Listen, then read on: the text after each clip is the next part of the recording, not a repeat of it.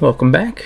I'm doing another episode of Itch.y, where I look at 5 random horror games that I find on Itch.io and do a brief rundown of each of them, let you know if there are any worth looking out for. This is number 4. Let's get started.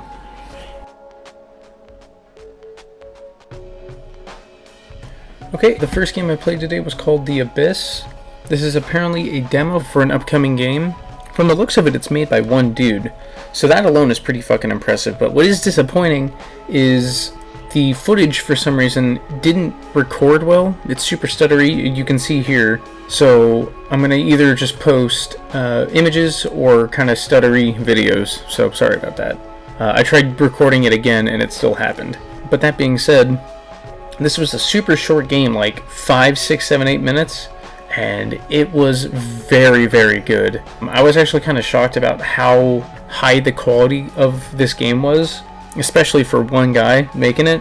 The game starts out, you're driving in a car, you have an accident, and then you wake up in front of an ambulance. But you immediately realize nothing makes sense. There's a huge brick wall with a door in the middle of the highway that you have to go through.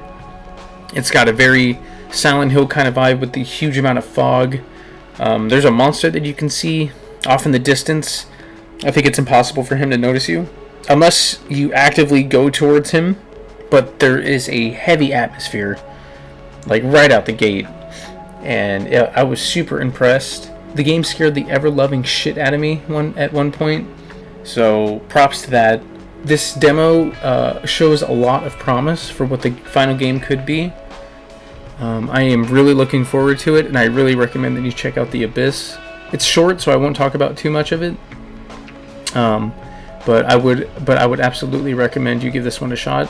If I had to give it a rating, I would probably give it an 8.5, 9 out of 10, especially for how short it is and effective it ends up being.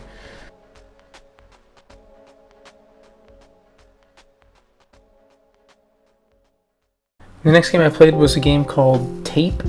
This is an interesting little game. You play as a pizza delivery girl who is filming herself delivering pizzas for YouTube, which is very strange. You end up delivering to a haunted house, and she's totally aware of the fact that this is a haunted house, and she gets taken by the house. It's kind of like a hide and seek horror game. You have to walk around the house without getting caught and find these beating hearts all over the layout of the house, and each heart that you find is it adds another layer of stuff that you have to be aware of throughout the gameplay. And in that sense, it's kind of like Outlast meets Slender Man a little bit. I thought it was pretty interesting. I enjoyed my time with it for sure. The hiding mechanics were a little finicky. There was not really a clear indication of what you could or could not hide under, which I found to be a little bit frustrating sometimes. Not enough that I think it's a genuine hindrance. There is one point though, when you retry, you get a screamer, and it's so ear-piercingly loud, and it's not played off as a joke. It's not played off as a one-time thing. It's literally every single time you die, you have to deal with this insatiably loud screamer, and that was very annoying. I hated that. It got me the first time, but I was still angry because it was just so blatantly cheap. But the progressing threats that expand throughout the game are interesting, and they are all creepy. My favorite one was the hacked bodies all over the place. That was the creepiest one, I think. The base enemy of the game is well designed and translates well in the graphic style. There's a really great mechanic where you don't have a flashlight, you're just using a lighter, and you have to flick the lighter every once in a while when the flame goes out, and sometimes it's a one-click light, sometimes you have to click it several times, and every single time it's really tense, and I really, really dug that. But yeah, the hiding mechanics are pretty simple. There's no animation in between you clicking hide and you hiding. You click E, you hide, you hit Q, you're not hiding anymore. But overall, I found this to be another pretty solid game overall. I would recommend this one as well. I would probably give this one a 7.5 out of 10. It's super simple. The screamer honestly really brought the score down a little bit for me because it was just so annoying and near the end of the game, I found myself dying a couple times in a row.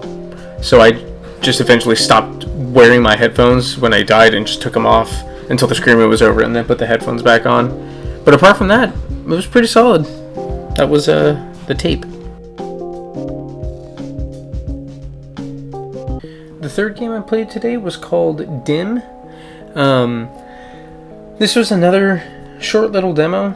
It says at the beginning that it's probably about a 10 to 15 minute long demo. I think it's more like 5 to 10, really. It's pretty short. It's more or less a proof of concept. And again, just like The Abyss, I do see potential here. What I could extrapolate from the demo is that you seem to be playing a priest who is looking for some kind of evil entity that is inside of this house.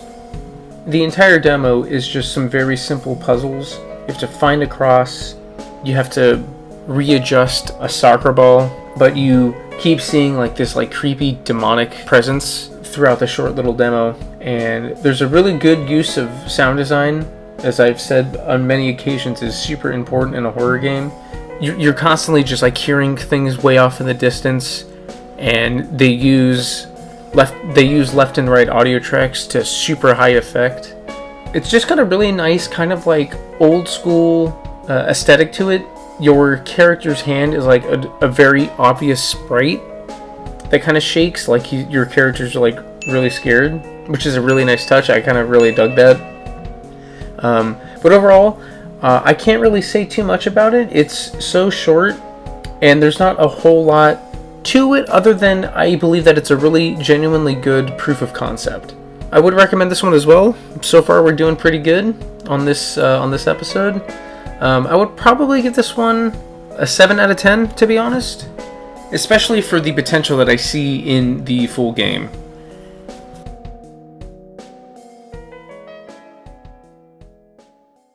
Alright, and the fourth game that I played today was a game called Contempt. Not Contempt, but Contempt. This was, I think, in the Unreal Engine. It looked beautiful. It's a haunted house kind of style game, akin to the Resident Evil 7 demo that came out a while back. You're just like exploring this old, decrepit house. It's a really big house too. The size of it, the further you get into the game, really kind of messed with me. I said out loud to myself at one point, I feel like this house shouldn't be nearly this big, because I was getting so like creeped out about how much more of the house I still had to explore. It's got a super good atmosphere, and it's crazy because like not a whole lot actually happens in it. There are definitely some key moments that are horror game moments. Comparing it again to the Resident Evil 7 demo, right when I walked into like the actual house, I said out loud, how is this already scarier than Resident Evil 7? And for the most part, I thought it pretty much was. The whole time that you're in this house, it feels like you should not be in here. It's super cramped. It feels like someone's watching you at all times. The graphics really help with this. The game looks beautiful, and it runs pretty smooth. The game's super short as well. I think it took me 15 to 20 minutes, and I was taking my time. For as good as it is, there's not really much to say, and I don't want to say too much already, because if I say too much, I'll end up spoiling all the good scares that are actually in here. So I'm just going to leave it at that. I really suggest that you go play this one. And I think I'm actually going to give this one an 8.5 out of 10. Yeah, go play it. Contempt.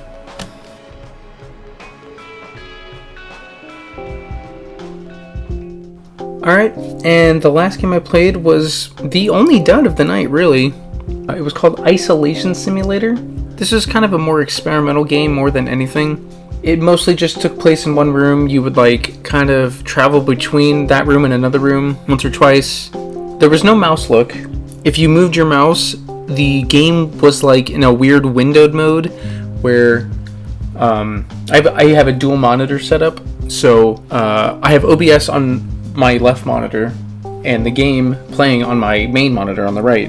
And if I used my mouse, if I tried using my mouse initially to look and click on anything, it would just close the game, and I would fuck with my settings on OBS. So right off the bat, that was super annoying. The game's kind of just like a singular room, haunted house kind of thing. There's stuff like lights flickering on and off, and objects kind of like appearing out of nowhere. You get talked to by like a spooky entity voice. I appreciate the effort to make something kind of experimental. It just wasn't interesting. I could tell 2 minutes into the game like this was kind of like everything it had to offer. It's unfortunate because I like the idea of simulating the prolonged effects of isolation and what it can do to the human brain, the human psyche, but this was just a gimmicky kind of version of it. I would like this game better if it was a more realistic take on that mental trauma that someone does experience with intense periods of isolation. I would play that game, and I would probably at least enjoy that game more than I did this one. And it's kind of a bummer, especially to close the day out on. But I'm going to give Isolation Simulator a 4 out of 5. I'm giving it an extra point for the attempt, but I would not recommend this one. And there closes out another week of Itchy Tasty. Thanks for watching this one. This one was a lot shorter than the past 3 that I've made, but the games that I played were all really, really short. I think the longest one was Contempt, and that was like 15-20 minutes. So it's not that I'm getting lazy on this. It's just that like there was I could only say so much without giving everything of each game away. So thanks for sticking around. Thanks for watching, and I'll see you next time.